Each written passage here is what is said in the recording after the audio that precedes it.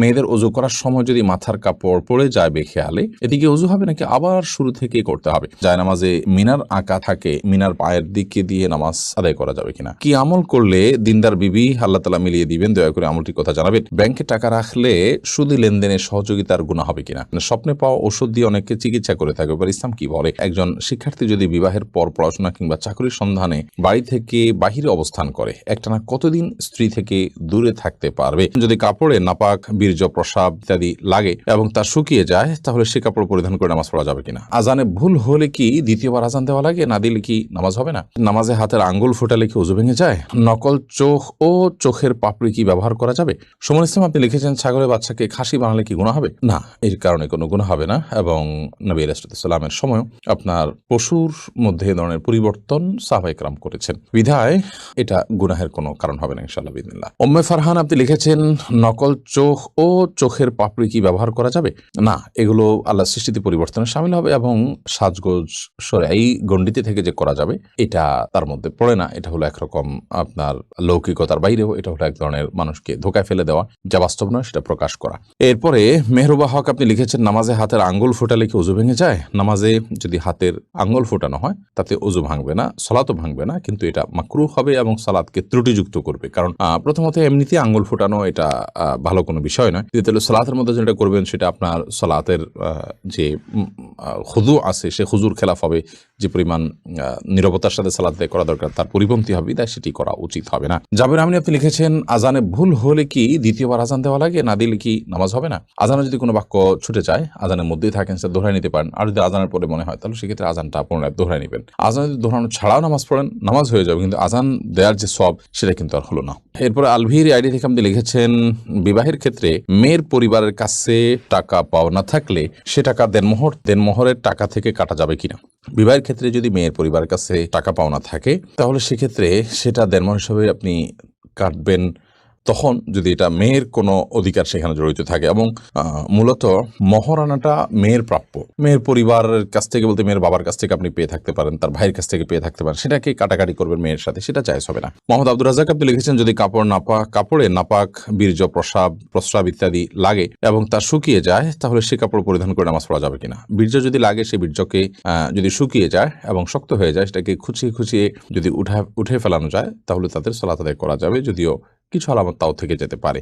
তারপর সেখানে সালাত আদায় করা যেতে পারে। বীর্য পবিত্র করার জন্য পানিতে পবিত্র করাই যাবে, আর এর বাইরে এরকম খুঁচিয়ে তুলে ফেলা এটাও বীর্য পবিত্র করার একটা পদ্ধতি। আর প্রস্রাব এবং এই জাতীয় নাপাক যেগুলো লাগে, যেগুলো খুঁচিয়ে উঠানোর মতো নয়, সেগুলো লাগার পর ওই কাপড়কে ধুইতে হবে, ধোয়ার পর সেটি পাক হবে, যে জায়গা লেগেছে সেই জায়গাটুকু ধুলেই ইনশাআল্লাহ বিদিনিল্লাহ পাক হয়ে যাবে, অর্থাৎ নাপাকটা দূর করতে হবে। এরপর সেকান্দার বাদশাহ সবুজ আপনি লিখেছেন, একজন শিক্ষার্থী যদি বিবাহের পর পড়াশোনা কিংবা চাকরির সন্ধানে বাড়ি থেকে বাহিরে অবস্থান করে, একটানা কতদিন স্ত্রী থেকে দূরে থাকতে পারবে?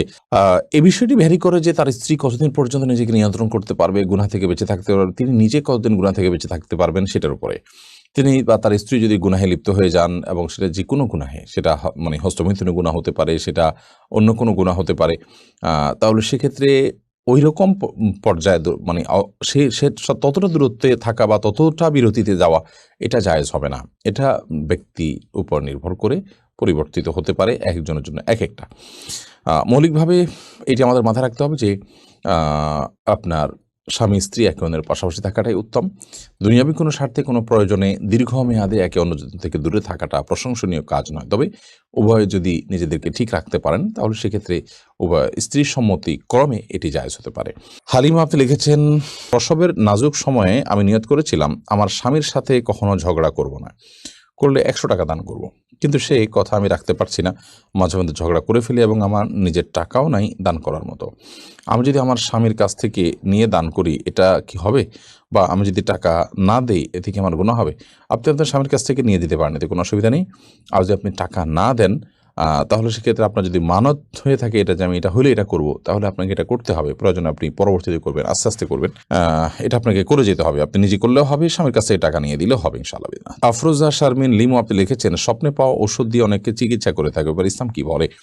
দেখুন, স্বপ্নে কেউ ভালো কোনো কিছু পেলেন, ঔষধের মধ্যে এই রোগের প্রতিষেধক আছে এমন কিছু তিনি স্বপ্নে দেখলেন এবং সেই স্বপ্নকে সুধারণা করে আল্লাহর পক্ষ থেকে ইঙ্গিত মনে করে সেটার উপর আমল করলেন, হতে পারে এটা জায়েজ, কিন্তু এটাকে এই পর্যায়ে রাখতে হবে। যদি এটাকে নিশ্চিত এই রোগের ঔষধ হিসাবে মনে করা হয় এবং রীতিমতো আপনার স্বপ্নের পাওয়া ঔষধগুলোকে বরকতময় মনে করে আমাদের দেশে অনেক কুসংস্কার প্রচলিত আছে, সেগুলো কিন্তু জায়েজ হবে না। ধরুন, স্বপ্নে পেয়েছেন আপনি একটা গাছ শরীরে ঝুলিয়ে রাখতে হবে, তাহলে শরীরে ঝুলালে তো কোনো রোগের শেফা হতে পারে না। কোনো গাছের রসের মধ্যে কোনো রোগের উপকারিতা আজ যদি অভিজ্ঞতা দ্বারাও প্রমাণিত হয় সেটি স্বপ্নের পাশাপাশি, তাহলে সেটা হতে পারে একটা পর্যায় পর্যন্ত। বা অমুক আয়াত পড়ে আপনি ঝাড়ফুঁক করেছেন, আল্লাহ তাআলা আপনাকে শেফা দিয়েছেন, তো সেটা হতে পারে, এটা অভিজ্ঞতার আলোকে যদি প্রমাণিত হয়। কিন্তু আপনি গাছের একটা গুঁড়ি পেলেন, স্বপ্নে দেখলেন যে ওটা গায়ে ঝুলিয়ে রাখতে হবে, তাহলে রোগ ভালো হয়ে যাবে। এটা তো সেই জিনিসটার অলৌকিক ক্ষমতার বিশ্বাস, কারণ এখানে কোনো লৌকিক কোনো উপকারিতা সেখান থেকে গ্রহণ করার ব্যবস্থা বা উপায় থাকছে না, যার কারণে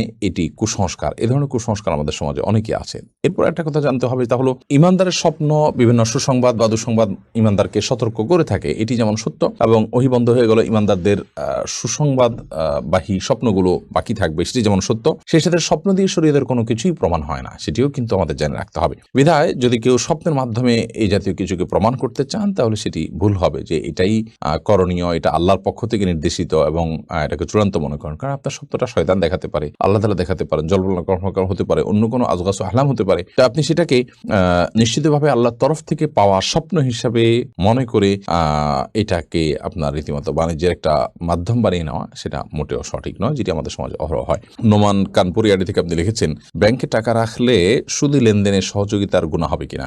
ব্যাংকে টাকা রাখতে আমরা বাধ্য আজকাল অনেকটা, কারণ আমরা নিজের বাসা বাড়িতে টাকা রাখা নানা কারণে সেফ না, তো সেফটির জন্য আপনি ব্যাংকে টাকা রাখতেই পারেন, কিন্তু ইসলামী ব্যাংকগুলোতে টাকা রাখতে হবে আপনাকে, সুদী ব্যাংকগুলোতে না রেখে। এর অন্যতম কারণ হলো, সুদী ব্যাংকগুলোতে টাকা রাখা মানে হলো সুদের কারবারকে এক ধরনের প্রত্যক্ষ না হলেও পরোক্ষভাবে সহযোগিতা করা। পক্ষান্তর ইসলামী ব্যাংকগুলোতে টাকা রাখা মানে হলো আপনি সুদ যে হারাম সেটার বিরুদ্ধে যে ক্যাম্পেইন ইসলামী ব্যাংকগুলো করছে তার সাথে আপনি কিছুটা হলেও অংশগ্রহণ করা বা যোগ দেওয়া। সেই জায়গা থেকে আপনি সুদী ব্যাংকেও যদি ইসলামী উইং থাকে আপনি সেখানে টাকা রাখতে পারেন, বা কোনো ইসলামী ব্যাংক থাকে সেখানে আপনি টাকা রাখবেন। কিন্তু যদি বাধ্য হয়ে নিরুপায় হয়ে কেউ সুদী ব্যাংকে কোনো প্রকার লেনদেন করতে হয়, কোনো ফি জমা দিতে হয়, অথবা সেখানে কিছু টাকা রাখতে হয়, বা আপনার নিয়মিত লেনদেন করার প্রয়োজন হয় একান্ত, তাহলে সেক্ষেত্রে সেটা জায়েজ হতে পারে শুধুমাত্র নিরুপায় বা আপনার একান্ত বাধ্য সেই জায়গা থেকে, এবং এর কারণে সুদের প্রচার প্রতিষ্ঠার যে গুনাহ সেটা হবে না ইনশাআল্লাহ তাআলা। এমনি সবুজ আপনি লিখেছেন, কি আমল করলে দিনদার বিবি আল্লাহ তাআলা মিলিয়ে দিবেন, দয়া করে আমলটির কথা জানাবেন। নেককার স্ত্রী পাওয়ার জন্য নিজে নেককার হওয়ার চেষ্টা করবেন,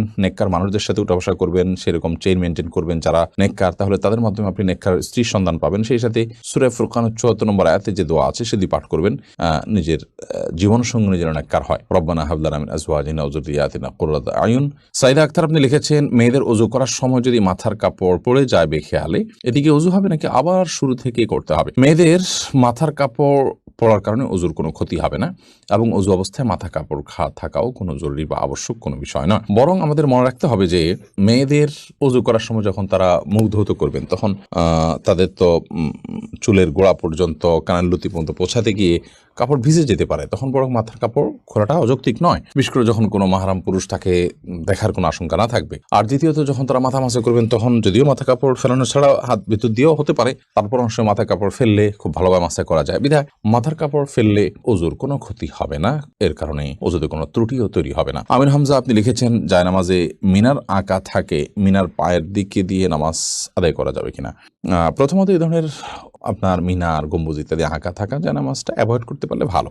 যদি সেটাতে বিভিন্ন কিছু আঁকা থাকে, তাহলে এটার দিকে তাকে সালাত আদায় করতে গেলে আপনার মনোযোগ নষ্ট হবে, মনোযোগ ব্যাঘাত তৈরি হবে, সেই জন্য এটা না করা উচিত। যদি কোনো কারণে আপনার সেটার কোনো বিকল্প না থাকে, তাহলে যাতে পায়ের নিচে না মানাতে হয় সেটা খেয়াল রাখবেন, কারণ মিনার হোক বা কাবা হোক, এটাকে আপনি পায়ের নিচে মানানোটা সম্মানজনক আচরণ হয় না তার সাথে, সেজন্য আপনি যথাসময় এটাকে মাথার দিকে রাখবেন এবং পায়ের নিচে যেন মানানো না হয় সেটাকে খেয়াল করবেন। মেহেদী হাসান আপনি লিখেছেন, নেকি ও সওয়াবের সওয়াব কি এক জিনিস? একই জিনিস। সওয়াব আরবিতে বলা হয় নেকি, সাধারণত উর্দু বা হিন্দিতে বলা হয়।